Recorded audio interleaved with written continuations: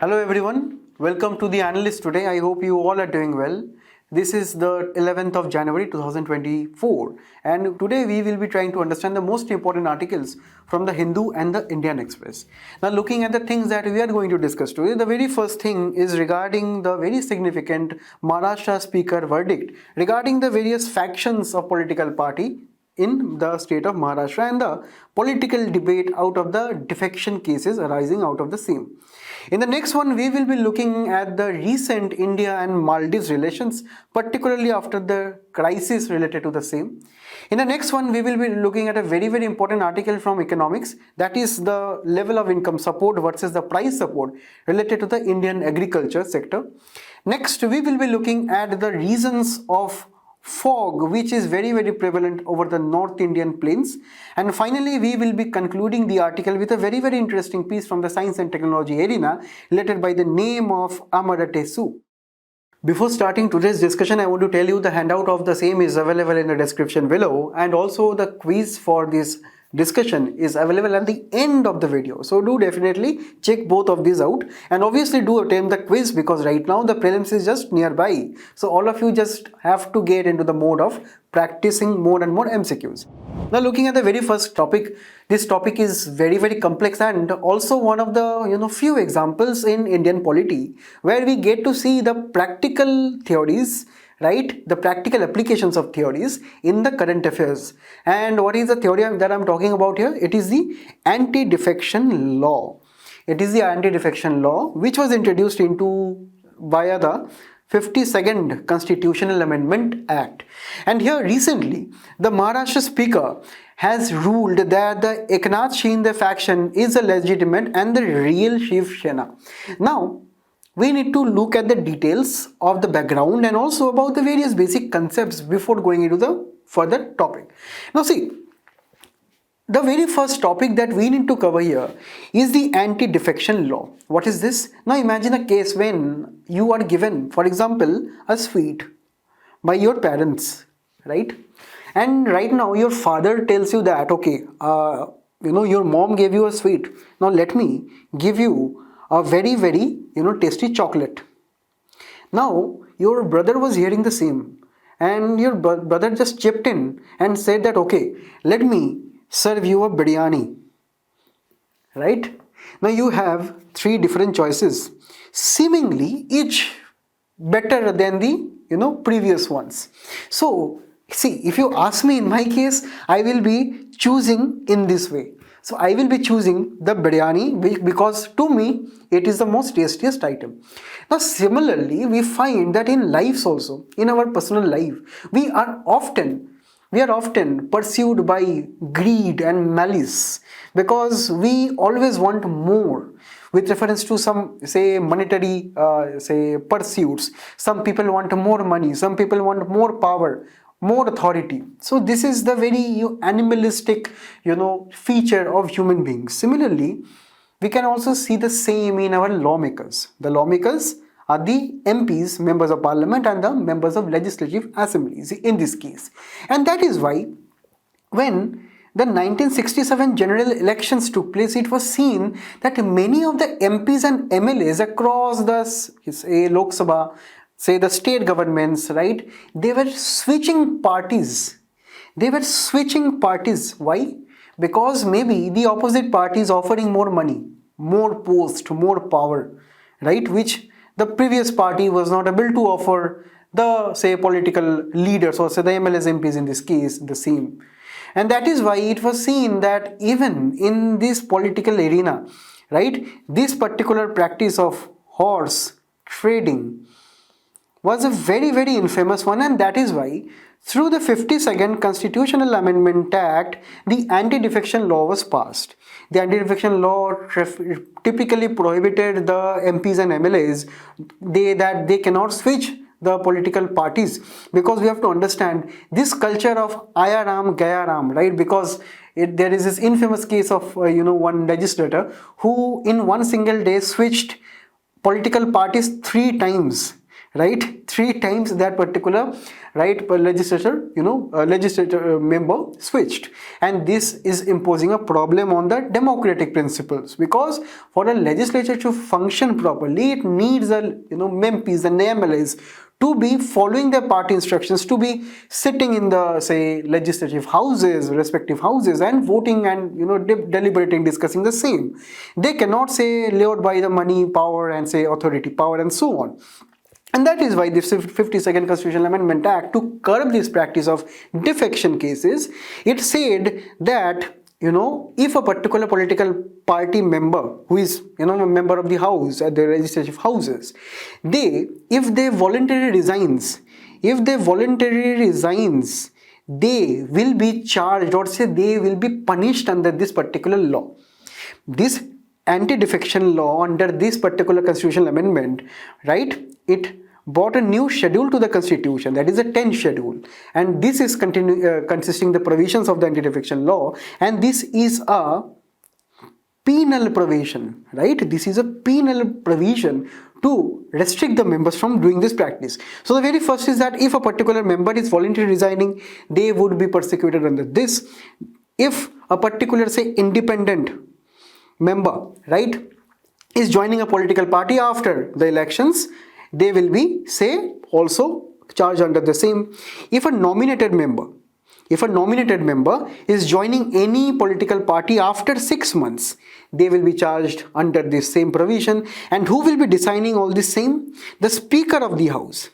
The Speaker of the House will be deciding the same, whether they will be collecting evidence, they will be gathering the same, and finally the Speaker will be delivering its verdict. And also there is no time limit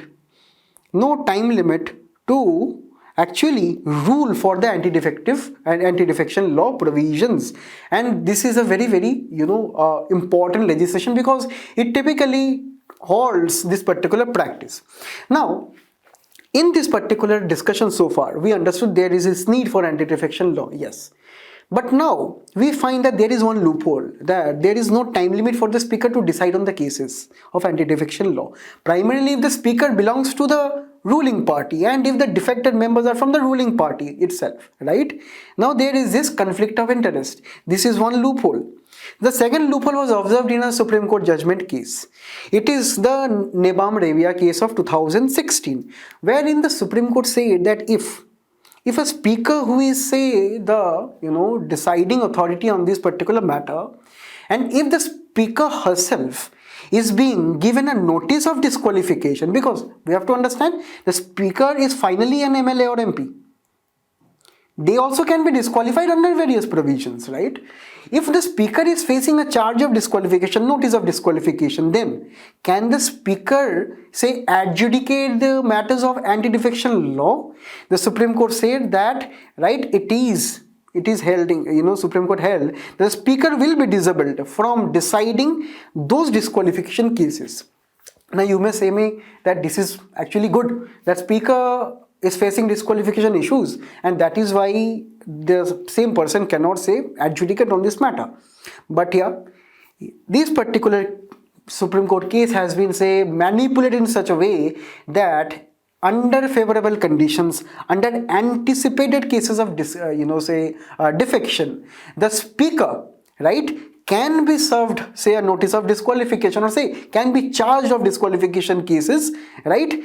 And this is totally defeating the purpose of the same law, because if the speaker can be held that the speaker is not accountable in this particular matter, then this anti-defection law, or the members who are defecting, they can have a free hand.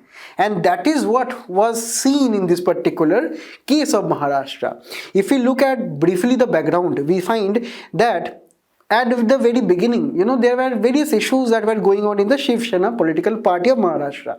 And this began, surfacing in 2020-21.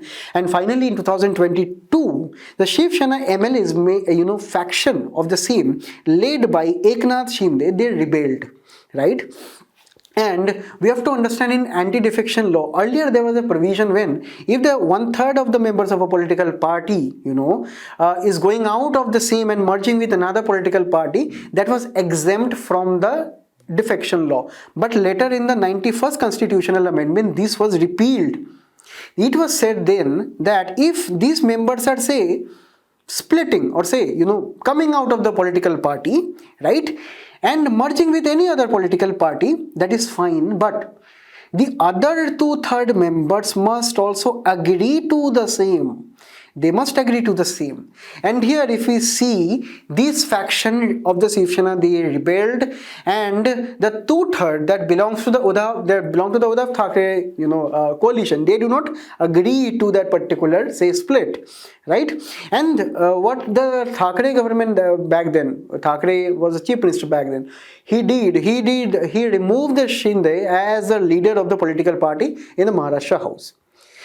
And parallelly, the Shinde group, what they did, the Shinde group told that this group of Shiv Sena is the original Shiv Sena, right? They did what? They also passed a resolution for Eknath Shinde's candidature for the chief minister, and also they appointed a different party chief, whip. Who is a whip? Whip is a particular member of the parliament in the house who communicates between the leadership of the political party and the rest of the MLAs or the MPs. Effectively, it means that whatever the party's decision in the house should be, right, the other MPs, MLAs must be obeying and, say, doing the same. Violation of the same will be attracting anti-defection provisions. If you violate party whips or chief whips provisions or, say, instructions, you can be charged under anti-defection law. And after the same, Uddhav Thackeray could not defend his position, and finally he had to resign, right? And that is one of the cases where the Supreme Court also later told that he should not have resigned. But yes, he resigned. He could not say combat the same. And then Eknath Shinde became the chief minister. These particular faction of the Shiv Sena, they sided with the BJP government, and this led to the disqualification pleas coming from the both of the side. Pleas means that both of the factions now are contending that which of the political faction is real, right? The one led by Thackeray or the one led by the Shinde, right? Now, the Thackeray sought the disqualification of the MLAs who ignored the party whips. That is before 2022. Now, the Eknath Shinde faction is telling that it never received any such whip, right? Obviously, this is the typical case of, say, the typical practical application of the anti-defection theory here. And this is one of the few times we can see such things in action, and also we have to find out the issues in the same. Next, the matter obviously would go to the Supreme Court, where the Supreme Court also observed that the Nibam Rabia case, right, where the case when the speaker itself or herself is facing some disqualification issue or charges, that speaker cannot adjudicate the matters in the defection law. That was said in the Nibam Rabia case, and the Uddhav Thackeray faction, they argued that this is the shortcoming of this Nibam Rabia case, and the government, the present government, that is the government after 2022, or say after Eknath Shinde came into power, they alleged that they intentionally brought charges against the speaker so that the speaker would be merely a puppet and cannot decide the cases relating to defection here. And finally, as of yesterday, the verdict came from the speaker of the, say, Maharashtra House that the Eknath Shinde faction is the real faction, is the real Shiv Sena, right? And this is, further, say, challenged by Uddhav Thackeray, and he tells that he will be bringing the matter to the Supreme Court here on. But here, we need to also look at the Supreme Court issues, right? What the verdict of the Supreme Court was on this particular thing. See, on the disqualification of MLAs, the Supreme Court said it cannot interfere in the proceedings, because we have to understand the anti-defection law. The adjudicating authority is the speaker. So it told that the speaker must decide. The speaker must consider the version of the party constitution. That means whichever side is, say, authentic, the Thackeray one or the Eknath Shinde one, the speaker has to decide the same, and that is what the speaker did yesterday. It told that the Eknath Shinde one is the real Shiv Sena, right? So they have to look at the party constitution. On the governor's role, the governor also came into the picture. How? Because the governor back then, it called a floor test, right? It called a floor test, but Supreme Court told that governor did not act in accordance with the law, because to call a floor test, the governor, according to provisions, legal provisions, has to have some objective material to doubt the confidence of the Thackeray faction, right? But governor did not have any. How can he call a floor test if he did not have any evidence? Then it also said that the power of the governor to act without the aid and advice of the council of minister is not normal. It is an extraordinary nature. According to the constitution, the governor has to act according to the aid and advice of the council of ministers headed by the chief minister. But in calling a floor test, the governor did the opposite.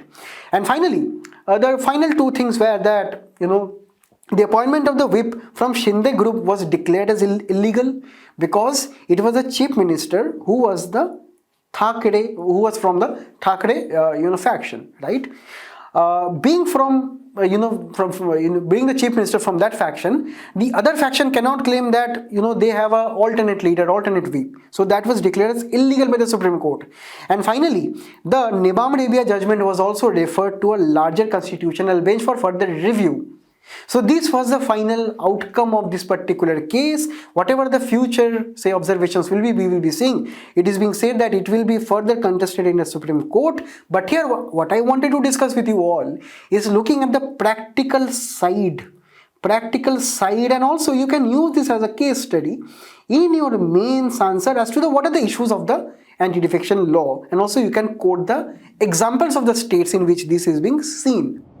In the next one, we will be looking at the recent India-Maldives rows, because we all know what is the issue going on, that since our Prime Minister visited the Lakshadweep Island, a particular member of parliament from the Maldives, right, they said some comment, they triggered the, Indian sentiments by quoting or passing some inferior remarks regarding the Indian Prime Minister first, and secondly, the Indians overall. Right? So this is causing some tensions between the two countries as of now.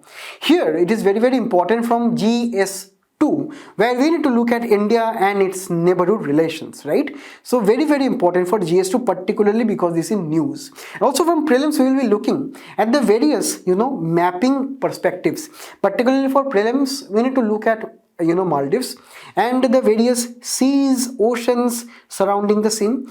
We need to see that the equator is also passing through the same, and if a question comes that entire Maldives is located above the equator, it would not be correct, because we see more further islands are to the south of the equator.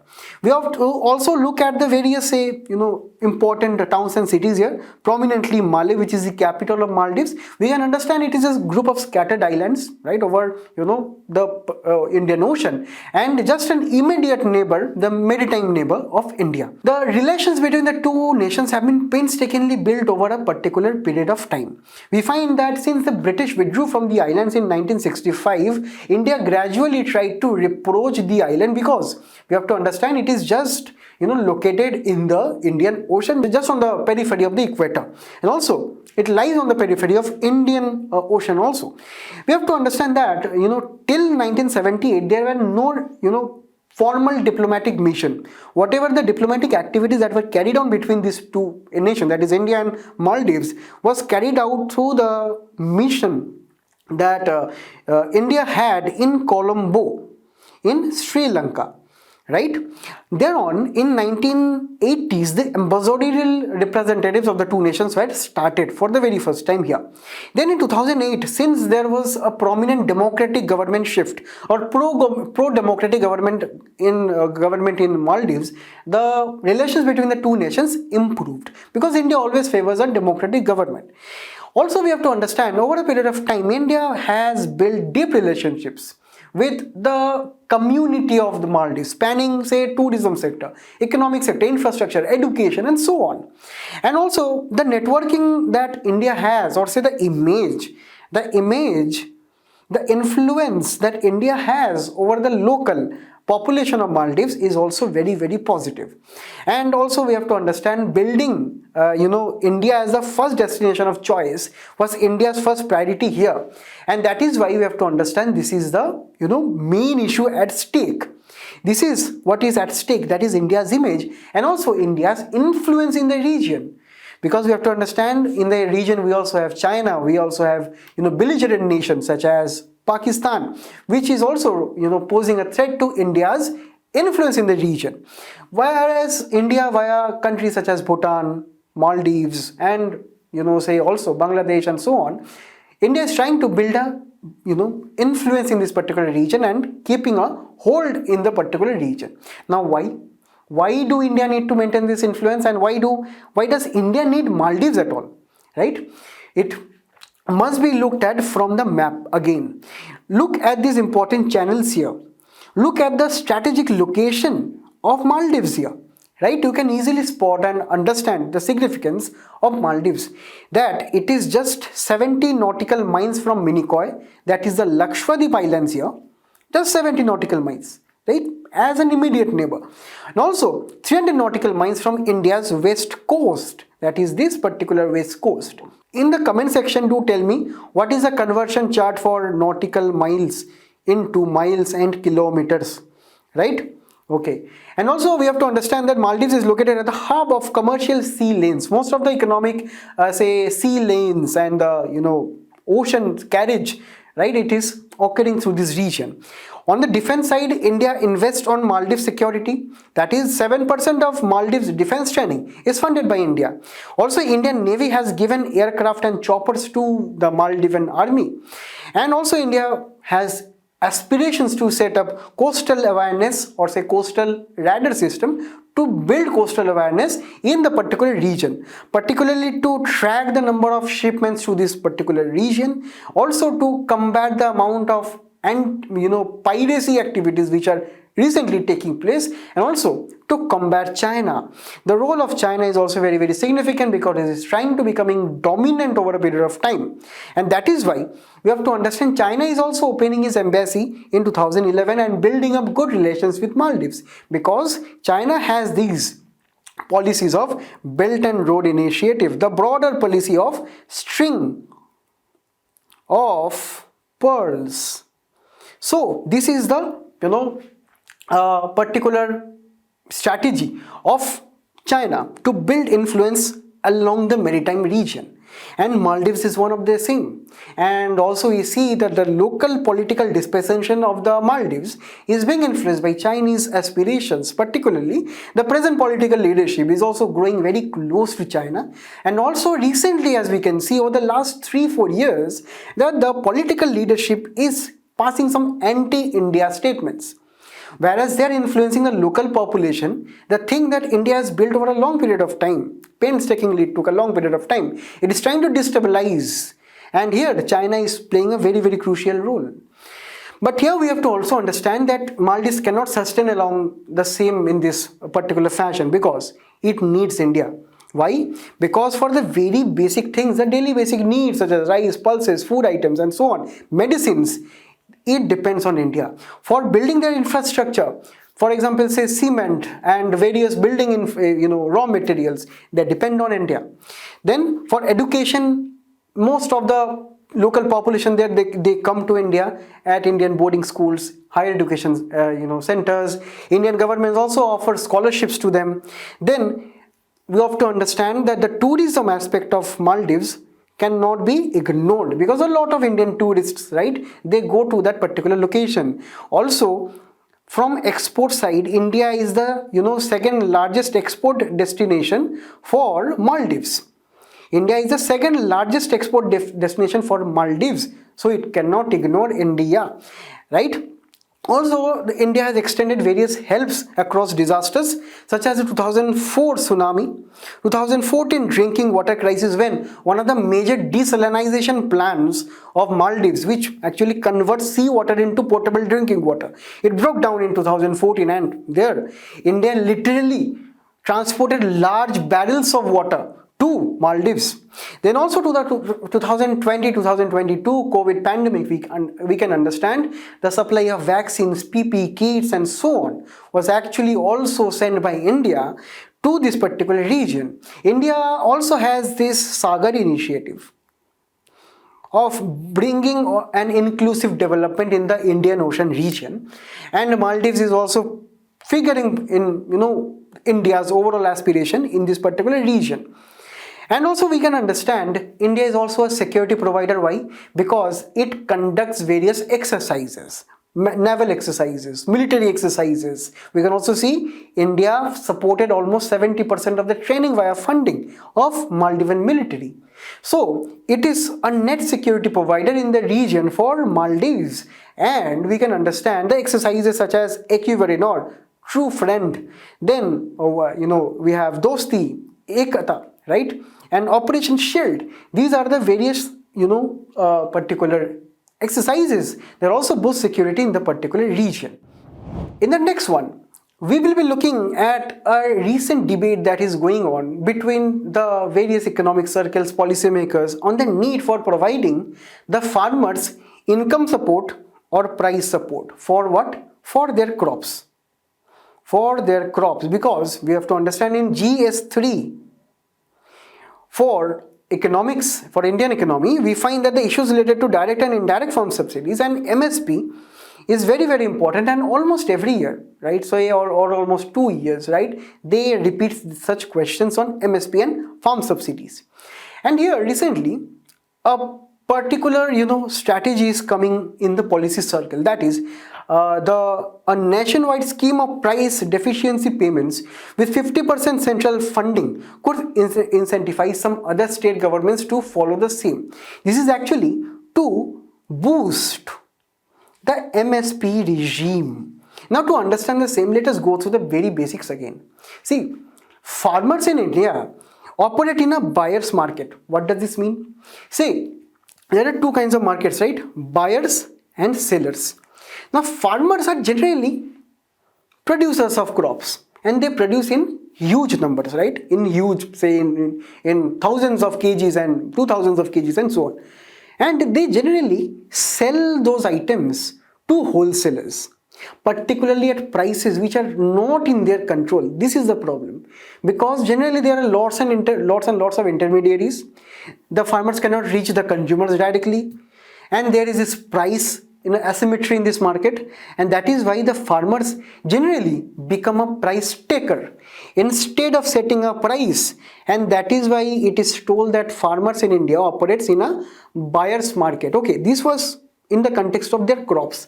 Now, what about their day-to-day items such as, say, toothpaste and day-to-day consumption items, essential consumption items? They are also buying the same from the markets.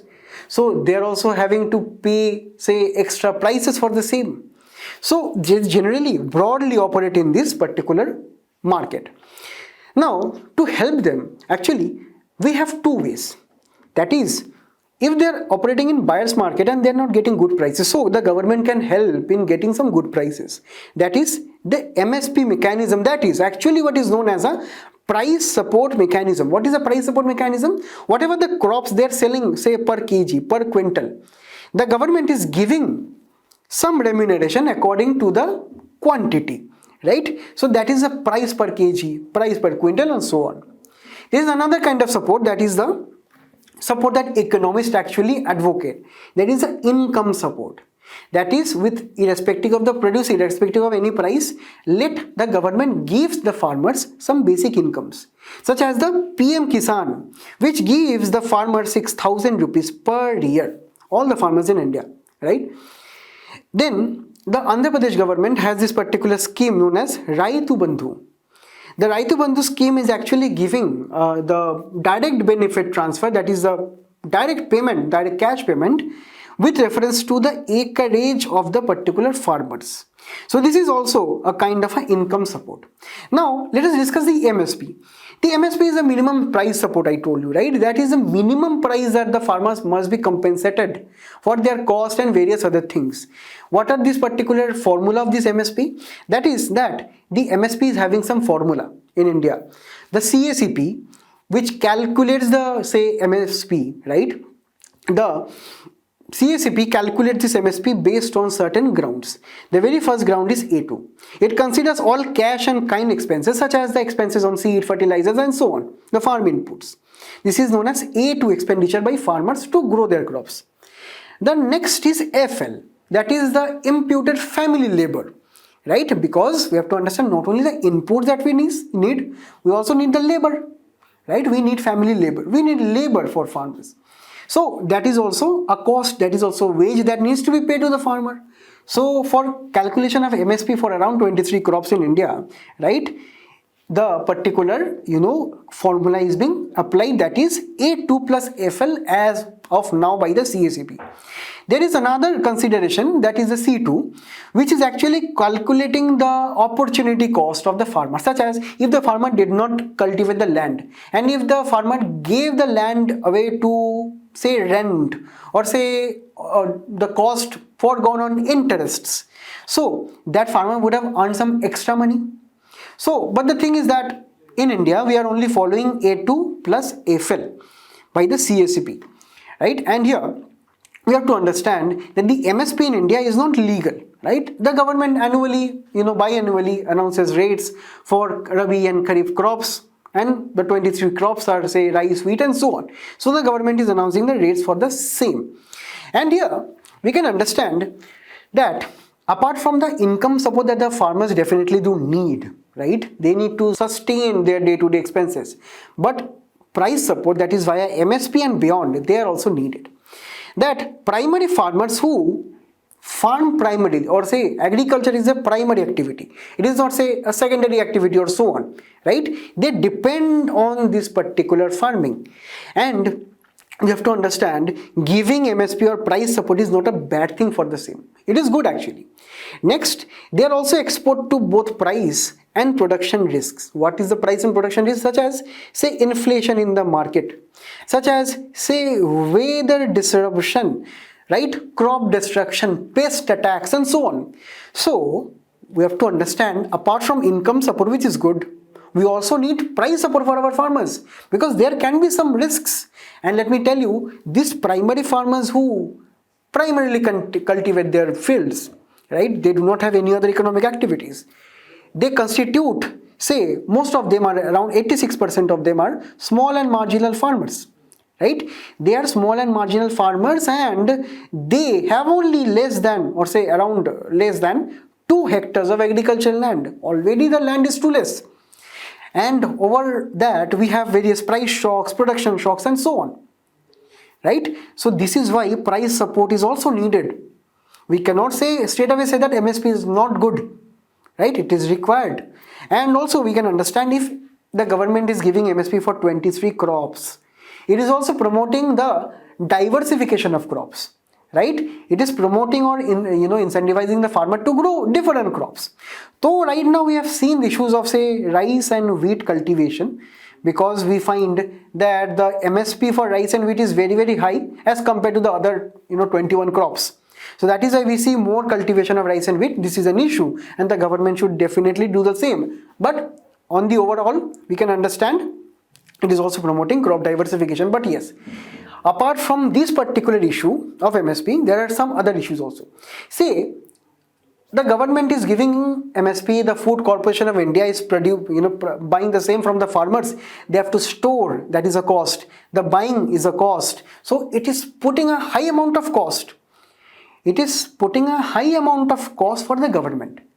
And that is why the government is also exploring some other options, including the MSP, obviously. What are the other options? That is the price deficiency payments. Here, what the government is trying to understand is that let us tell the farmers to go to the private markets, or say the APMC mandis, just the mandis, right? Let them go to the markets, let them see what is the market price. What is the market price? Is the market price above MSP? Then the farmers can happily sell, right? If the market price is above MSP, the farmers can happily sell because MSP is a price support. It is that price under which if the price of the market goes of any crop, it will be very difficult for the farmers to recover these costs. Right? In India, it is the A2 plus FL cost, and also indirectly the C2 cost too. The farmers have to extract the cost, and if the market price is more than that, the farmers are very, very happy. But yes, if the market price is less than the MSP, what the government can do is government can just give the gap, just give the difference of the say excess of MSP over the less market price. Say the MSP is 100 and the market price is 90. This is less. This can happen when there is more supply of agricultural items in the market, right? So the price difference of 10 is actually paid by the government of India or say by the states. This is a very simple way. And here what the government saved, it saved the farmers because they can now sell. It also saved its own money. It also saved its own money of giving straight away 100 rupees. It straight away gave 10 rupees because 90 rupees the market gave the farmers and 10 rupees the government gave to fill the MSP gap. So here everyone is happy. And here this was actually first done by the Madhya Pradesh government through the Bhavantar Bhugtan Yojana. What the government did, they enrolled all the farmers, most of the farmers on particular portal. They registered the same and they particularly sold the crops under this particular scheme. But this could not be continued because here the state governments would need resources, right, to give this deficiency gap. And here we have to understand the central government funds are needed because the central government will be, generally giving money for the MSP, not for price deficiency scheme as of now. Also, we can understand Haryana government took a very, very good initiative. What it did, particular program is known as Bhavantar Bharpai Yojana. Please do remember these schemes because you can quote these in your mains answers. Here, this is a mix of both physical procurement that is under MSP and the price deficiency measures, right? So this is, you can tell, a middle path that the government is going both ways. What is it doing? It is enrolling the farmers on a digital portal, right? It is recording the transaction. It is recording the transaction on the same portal. It is giving slips to the farmer who are having these price deficiencies of these crops, and the farmers can show the slips of price deficiencies and can have the money. So here we can understand this is a very, very simple way to go through, and this is actually being promoted in Haryana. This is going on, but there are some issues of implementation. But yes, we have to understand what is the road ahead in this matter, because we have to understand MSP is the institution we need to reform. And here the APMC mandis infrastructure must be playing a role, right? Starting from the procurement of the crops under MSP by the FCI, right? The Food Corporation of India. We have to understand that the APMCs must be moving to the price deficiency measures. For that, the infrastructure for storage and maintaining of the farmers' crop, they must be improved. Then farmers' registration, such as this particular measure, right? They must also be strengthening across almost all of the states. A nationwide PDP scheme with around 50% central funding is also aspired, because this will be bringing in the Government of India funds and this will be helping the farmers. And here we know that the government already gives MSP, which is the price support, and also the income support via the PM Kisan and also the various state government initiatives. Let us strengthen the price support more, right? Because this is the side where the farmers get to interact with the market via prices. So they must be secured here. And also, there are issues where the farmers generally perceive that the MSP, since it is not legal, they can be abolished anytime. So if the government says that it is introducing price deficiency measures, actually price deficiency is built on top of MSP. It is said that if MSP is more than the market price, then you can have this gap. If market price is more, then you can sell in the market, no issues. So price deficiency is dependent on MSP. So it can allay the fear that MSP is not going to go away. It is going to stay. So this is a very, very good initiative that the government can consider, and also for you to write in your, or say advise in your mains answers. In the next one, we will be looking at a recent incident when we can see over the North India since the last days of 2023 December. and the beginning days of this particular year, there is a heavy dense fog circulating all over the North India, which is leading into the delay of trains, flights and so on. And very very important topic for GS prelims, where we need to look at geographical topics. Now see, what is fog? Fog is the small collection of droplets of water we can understand the evaporated water has cooled down and condensed, right? We will be explaining more, right? See, fog is also known as a thick cloud which is very very close to Earth's surface. What happens? See, first we need to understand that matter first. We understand we have water, we have ice, right? We also have gas, right? Or say water vapor. We can understand that when we melt ice, it becomes water. When we heat water, it evaporates and collects in the say air around us as water moisture. And also we can understand gas or say water vapor can also condense, right? Condensate into water molecules too. So this is the basic concept which fog uses. There are generally conditions which are favorable for the formation of fog, such as very very low temperature, or say there is some temperature gaps between the ground and the air. For example, say in the winter, right, during the daytime, right, the say air above and the ground, right, it is kind of having almost kind of same temperature, but during the night that disparity increases. And also on the say sunrise, the temperature also has some disparity. So this range of temperature, difference of temperature, is actually attributing to the formation of fogs, right? So temperature drops at night, and in the early morning we can understand this is condensing on aerosols. Now when we are talking about fog, we are also telling it as a thick cloud. How are clouds formed? Say when water is evaporated, it rises up because it is warm, and it collects on some particles which are known as aerosols. This can be sulfate particles and so on. So water actually gathers on these aerosols, and this is actually what you see as white clouds, but nothing but the collection of water droplets on aerosols, right? So this is also a condition in which fog forms, right, when water actually collects on aerosols. And also for formation of fog you need water, and that is why there has to be high humidity conditions too. Relative moisture must be there in the air. Now what is the process of cooling? Say there are two processes, infrared and radiation. Infrared cooling is actually seen during the transition between summer and winter seasons, when we can understand that during the winters, during the days of winters, the air above which is laden with moisture is kind of warm, and during night the ground becomes cooler, and when the cool surface gets in say contact with the warm, relatively warmer air, and also this can be seen in the morning also, the particular water droplets, particular air mass receives dew point, right, turns dew point, or this is the point where water vapor condenses into water droplets by collecting on aerosols. This is actually what you see fog.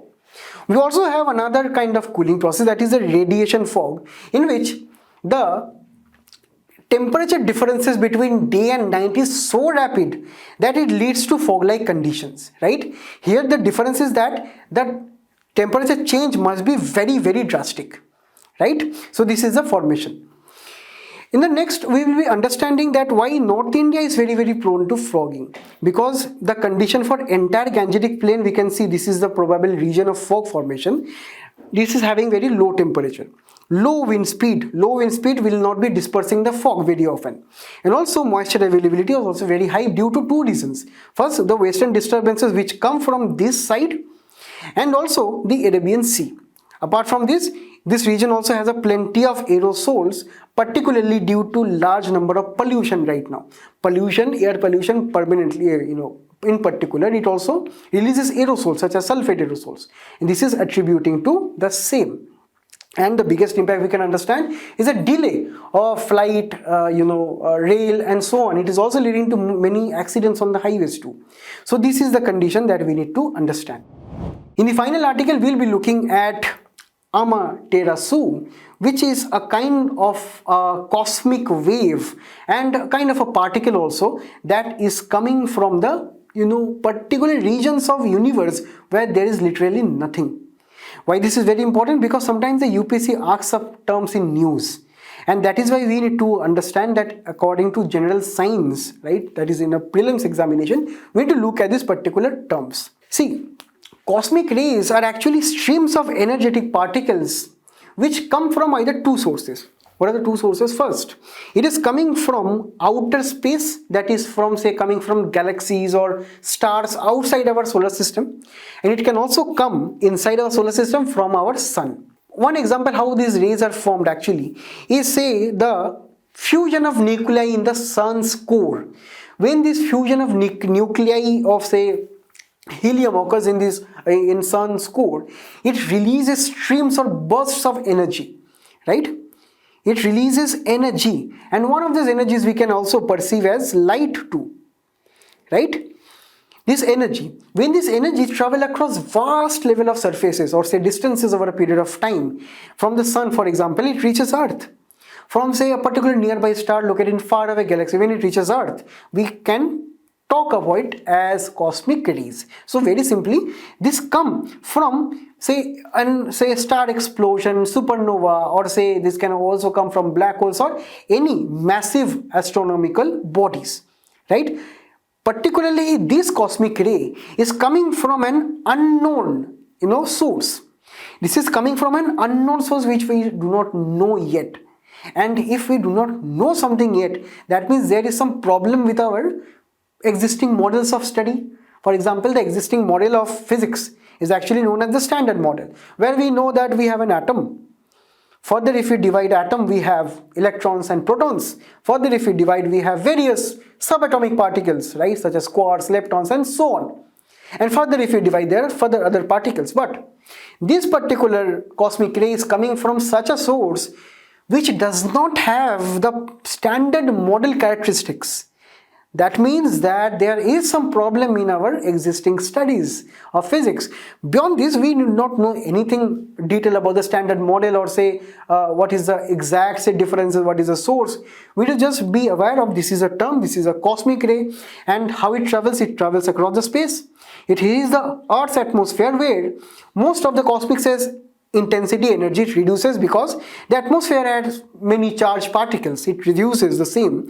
And finally, we can also say with collision with the atmospheric particles, it creates a shower of particles in the atmosphere, and this shower is being detected via, say, telescopes and detectors on the Earth's surface. And from here only, from the particles, right, we can understand the nature of the cosmic rays. So this was all for today. I thank you all for being a very, very patient audience. I hope you learned a thing or two from today's discussion. All the best for your future endeavors till we meet again, and don't forget to attempt the test right now.